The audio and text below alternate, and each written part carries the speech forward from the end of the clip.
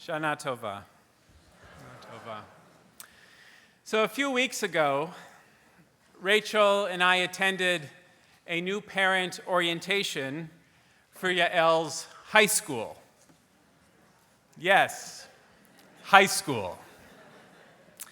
The baby who was born our first year here and who received a round of applause the first time she toddled up to the bima for Bim Bam on Shabbat, right up that very aisle, has started high school. And now, because I mentioned this, she will not speak to me for the rest of the day.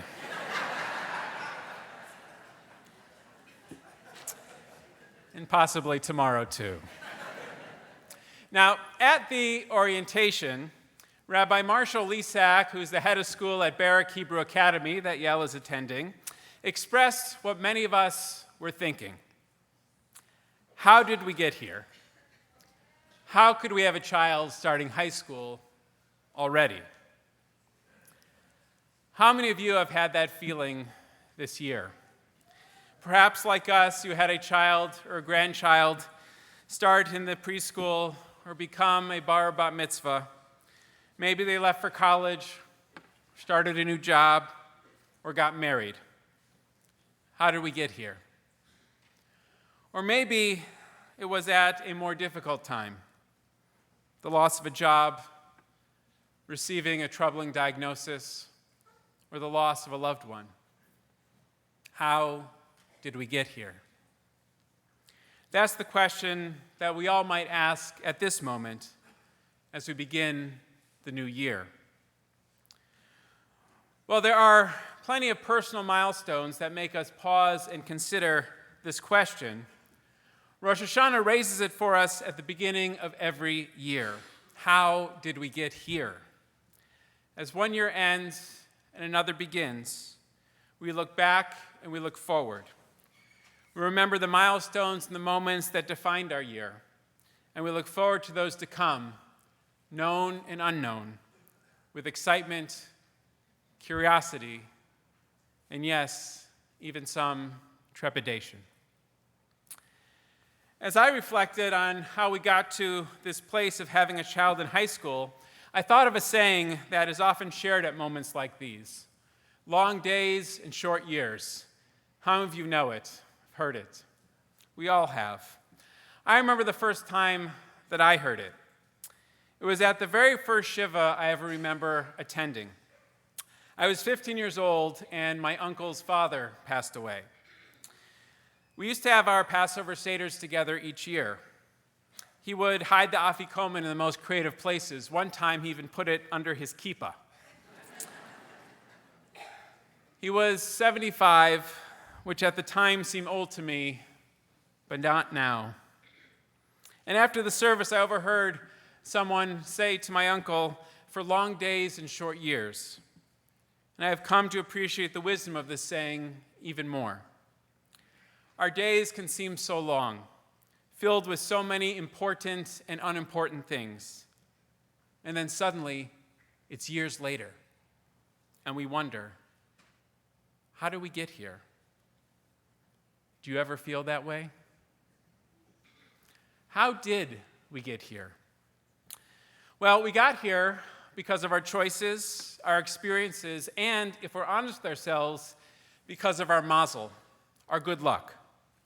We also got here because of the choices, experiences, and mazel of those who came before us, our parents and grandparents, our ancestors. They are part of all that we are today. Like those who came before us, how we live will determine the future.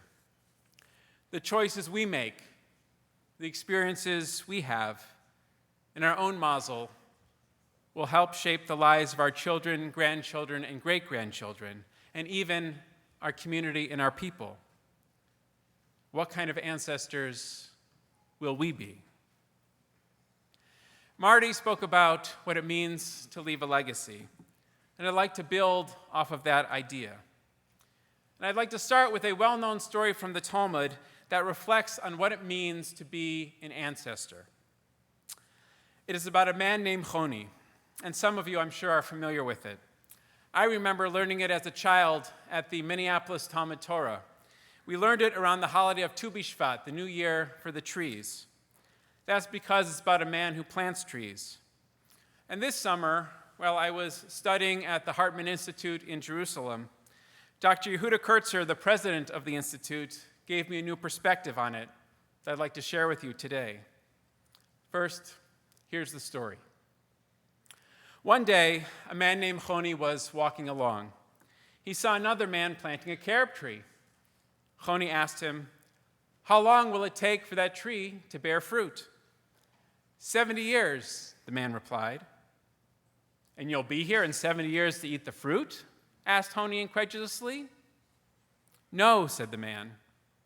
"But when I was born, I came into the world that was full of carob trees. As my ancestors planted for me, so too I plant for my descendants." The story continues like a Jewish version of Rip Van Winkle. Choni falls asleep for 70 years, and when he wakes up, he sees a person gathering fruit from this very same carob tree. Choni asks him, "Are you the person who planted this tree?" "No," the man replies. "I am his grandson." So who is the hero of this story? We often think that the hero is Choni. The story is focused on him, and he was a well-known teacher and miracle worker in his time. But Choni is not the hero. So who is? That's right. It's the anonymous man, the person who planted the carob tree. And what makes him a hero? It is not only that he plants a tree whose fruits will not directly benefit him or his children. He is a hero because he has the capacity to dream. This man is not content to simply enjoy carob trees that exist in his world. He imagines a world 2 generations away, and he lays the foundations for it. It's interesting to note that right before this story appears in the Talmud, there's a verse from Psalm 126 that is cited. Psalm 126 is the psalm that we sing in Birkat Hamazon, the grace after meals on Shabbat and holidays. It begins, "Shir Hamalot B'shuv Adonai et Shivat Zion Hainu Kechomim," a song of ascents. When God brought back those who returned to Zion, we were like dreamers. This psalm is reflecting on our people's dream to return from the Babylonian exile more than 2,500 years ago. They dreamed of rebuilding Jerusalem and the temple, something that seemed impossible to the many Jews who chose to stay behind in Babylonia and not to return. And this psalm echoes with the founding of the state of Israel in our own time. What this story and our own historical experiences teach us is that we are part of a people who have had some pretty big dreams. And not only that, we are part of a people who has had the patience and the persistence to dream for an awfully long time. Many of our dreams of Israel, dreams of thriving in America, dreams of creating vibrant communities, have come to fruition. Our ancestors dreamed dreams of us and the lives that we are living today. Our world is far from perfect. God knows that we face plenty of challenges. But so did our ancestors. And in many cases, the challenges they faced were far greater than what we encounter today. Still, they found time to dream and to plant for us. What are the dreams that we are dreaming for our descendants? What will we plant for them?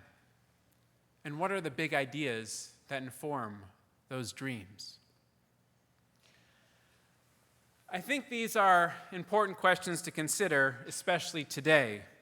Not only because it's Rosh Hashanah, but also because today we live in a fast-paced world, and the constant stream of emails and text messages and news alerts and daily demands can give us little time to dream, to think big about ideas that should motivate us, that we are working towards.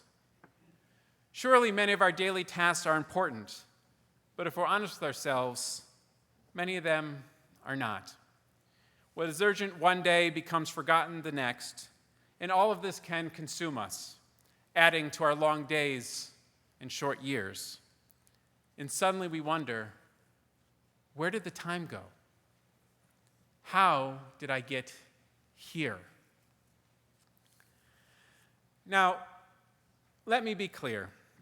There are certainly things that happen in our world that are urgent and important. You don't need me to list all the political, social, economic, and religious challenges that we are facing.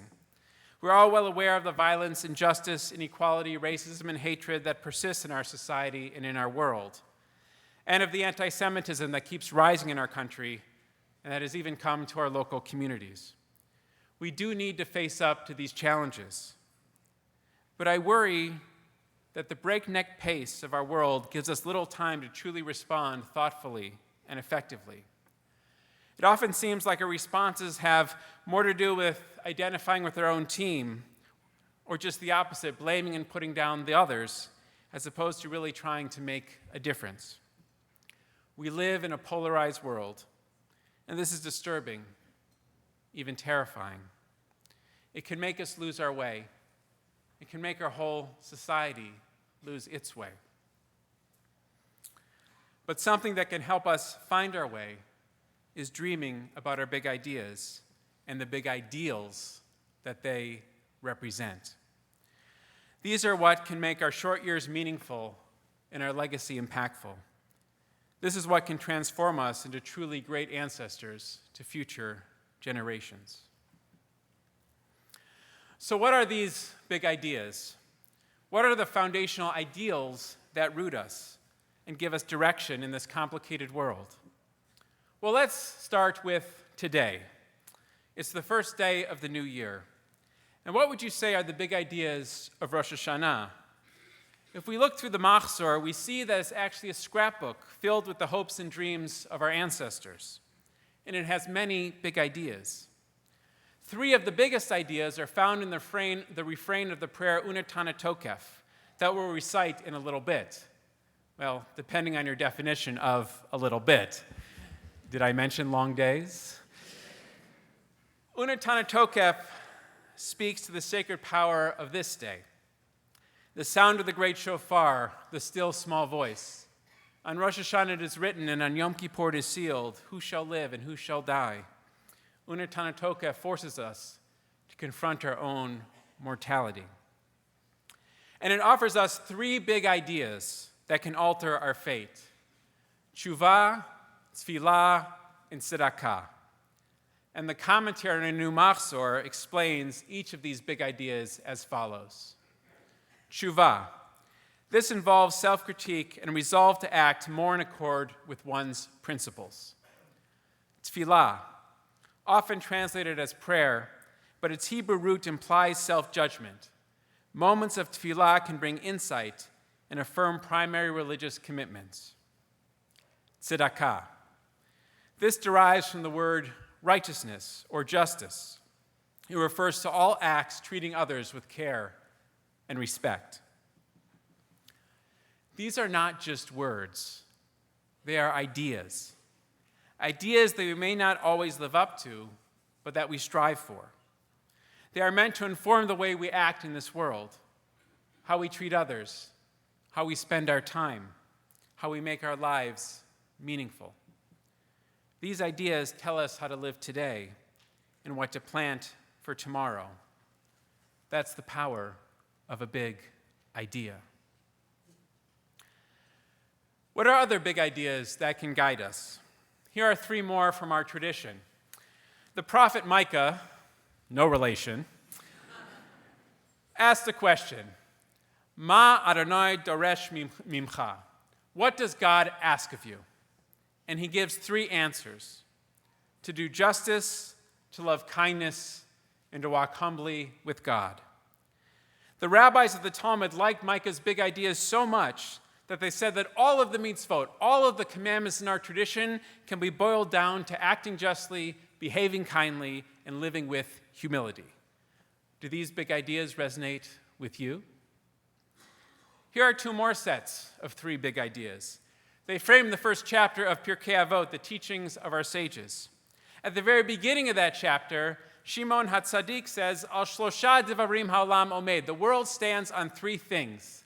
Al HaTorah, on Torah, Al HaVodah, on prayer, Ve'al Gimilut Chasadim, and on deeds of loving kindness.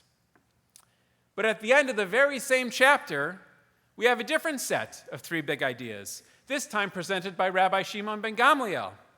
He says truth, justice, and peace are the three big ideas upon which the world stands. So which is it? Both, of course. Commentaries actually explain that their different answers reflect the different times in which they lived. Shimon HaTzadik lived in the 4th century BCE in the land of Israel. It was a time of rebuilding and renewal. So Torah, Avodah, and Gimilut Chasadim were ideas that were needed to create a culture. Whereas Rabbi Shimon ben Gamliel lived a few hundred years later at a time when the Romans threatened Jewish institutions. So perhaps the big ideas of justice, truth, and peace were what was needed to maintain a culture. Different times require different big ideas. Framing this first chapter of Pirkei Avot with these big ideas presents us with trends that recur throughout history. There are times when we need to renew and create. There are times when we need to reinforce and maintain. In every generation, as we think about what should guide us, we must ask, is this a time to renew or reinforce? Is it a time to create or to maintain? What are the big ideas that we should be dreaming about today? Perhaps you've noticed it, but it's interesting to note that big ideas often come in threes. And this is not only true of Judaism. Think about the big ideas of our Declaration of Independence: life, liberty, and the pursuit of happiness. Or the motto of the French Revolution: liberté, égalité, fraternité, very good. Or Superman's motto: truth, justice, and the American way.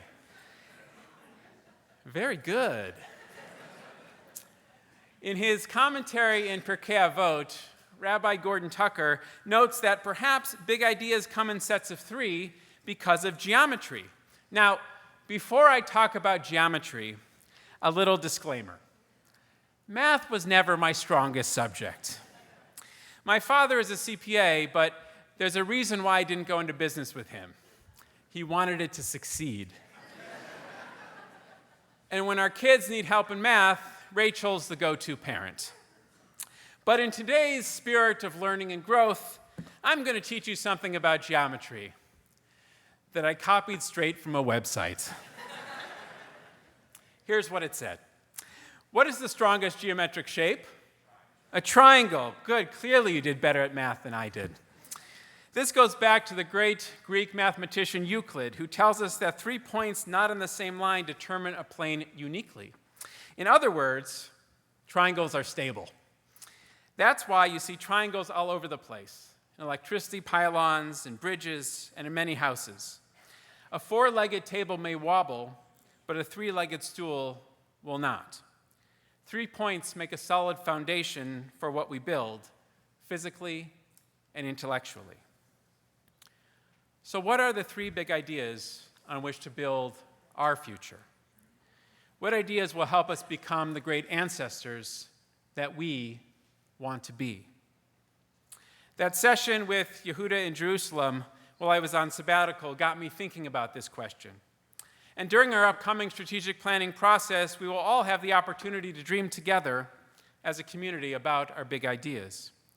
And I'd like to invite you to talk about this question today over lunch or throughout the holiday. What are 3 big ideas that you have about our future? After the holiday, I invite you to email them over to me. And since I'd never ask you to do something that I wouldn't do myself, here are 3 big ideas that I've been thinking about a lot lately.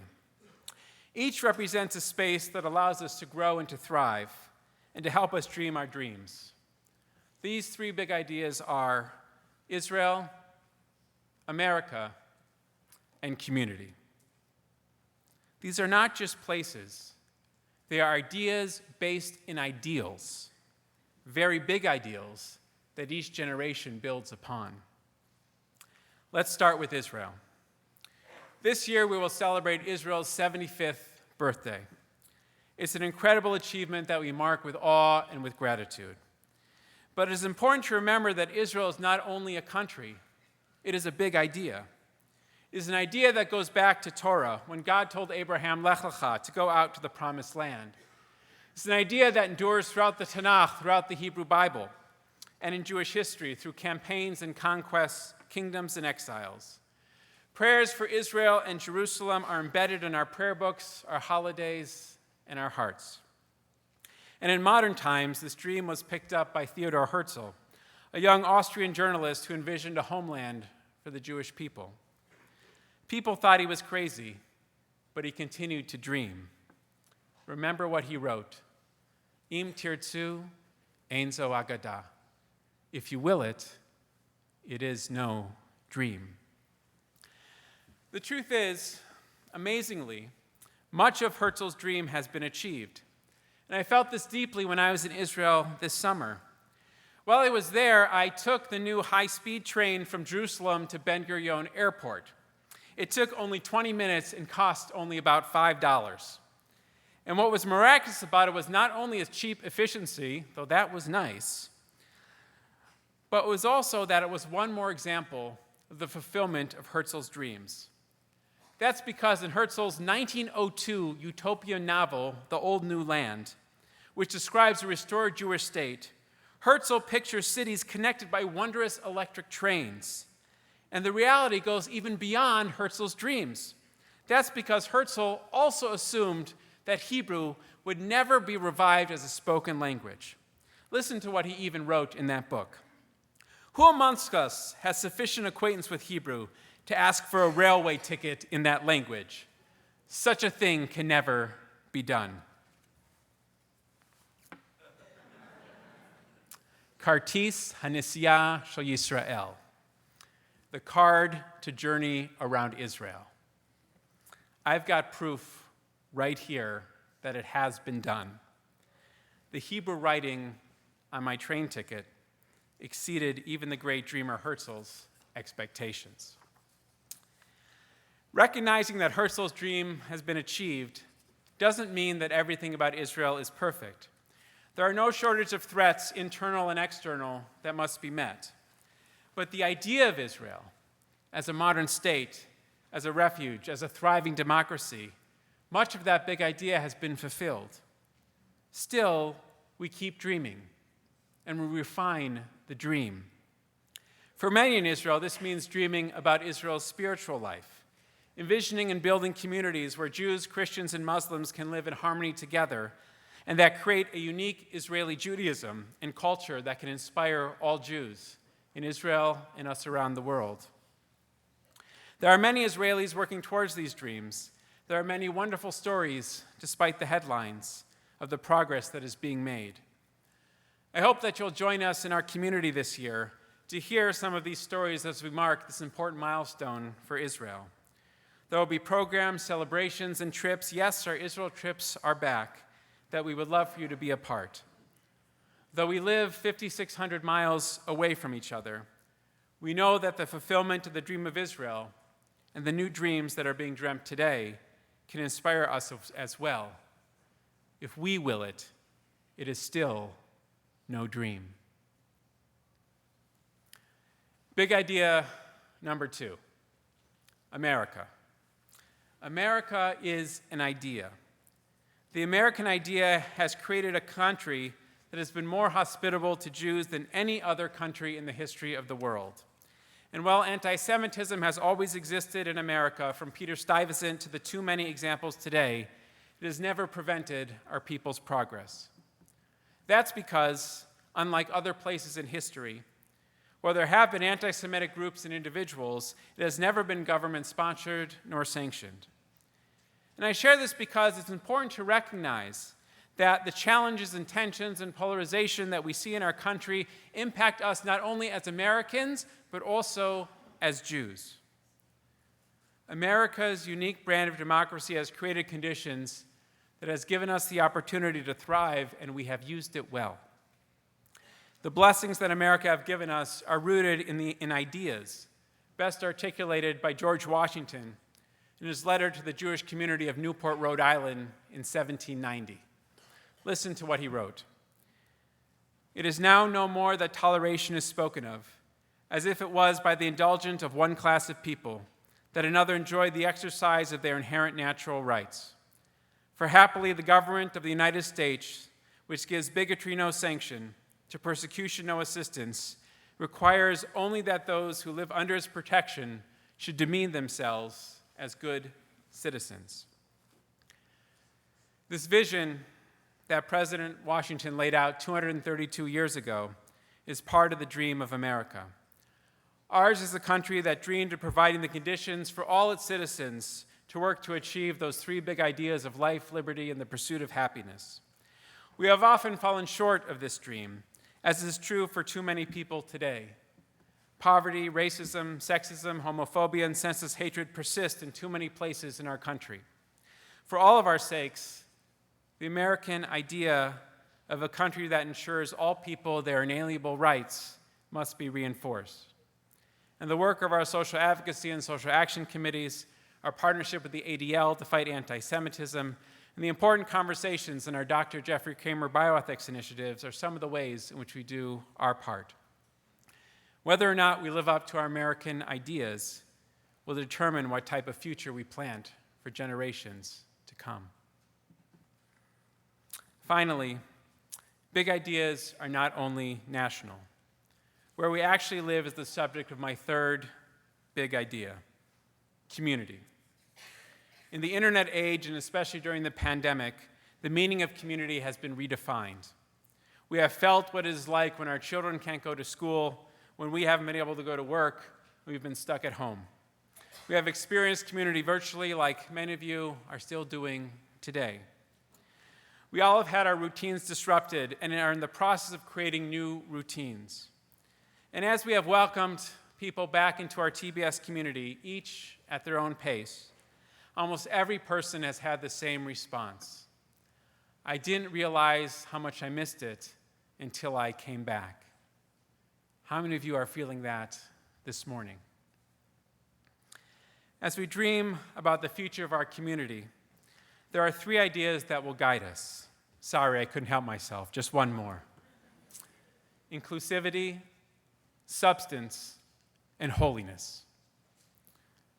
Let me conclude by saying a few words about each. Inclusivity. We're a community that is inclusive of people of different backgrounds, viewpoints, abilities, and knowledge levels, different lifestyles and different ages. This diversity is our strength, as each individual's unique perspective and gifts lift all of us up. Yesterday, I attended our Yachad Special Needs Rosh Hashanah service, and the joy and enthusiasm of each participant and their families is just one example of the importance and the power of how we're stronger with this idea. Each individual is included in our community, and we are stronger for it. Substance. While our synagogue is a place where we gather to socialize and to celebrate, at its core, it is a place of learning, prayer, and spirituality. It is here that the ideas and ideals from our tradition challenge us to grow and inspire us to live better and more fulfilling lives. Here we don't just discuss Torah, we live Torah, for we believe that it's through its application of our tradition's wisdom that we gain greater understanding and find deeper meaning. Spiritual substance is the lifeblood of our community. Holiness. In Hebrew, Kedusha. Holiness is what happens when you put inclusivity and substance together. TBS is a Kila Kedosha, a holy community. A community becomes holy when its members commit to sharing each other's joy and sorrows, when we challenge each other to learn and to grow, and when we dream together, not just about what's going to be for Kiddush next Shabbat, but about what our shul will look like in 10, 20, or 70 years from now. When we plant seeds, we ensure the future of our Kila Kedosha, our holy community. Our TBS community, guided by inclusivity, substance, and holiness, provides us with a place and people that help root us. We are blessed with a growing and thriving community. And this is the result of a lot of hard work by a lot of wonderful and committed people, and by the support of each and every one of you, for which we are grateful. I am excited to dream together about what our community can be and how we can get there together. The days are long, but the years are short. The big ideas of Rosh Hashanah and of our tradition guide us in making a new year and a future that will be good and meaningful. Tshuva, tefillah, tzedakah. Acting justly, behaving kindly, and being humble. Torah, avodah, gimilut chasadim. Justice, kindness, humility.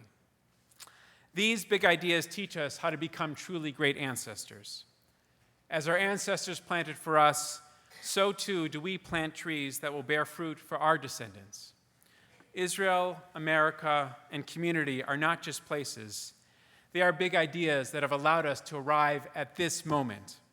And now it is our turn to present a vision to move forward and to plant for future generations. Now that the school year has begun, and I officially have a high schooler, I've realized that the question is not really, how did I get here? But rather the question is, how can I plant for her? How can we inspire all of our children to dream big dreams? This is the challenge that we face as ancestors to future generations. Long days, short years.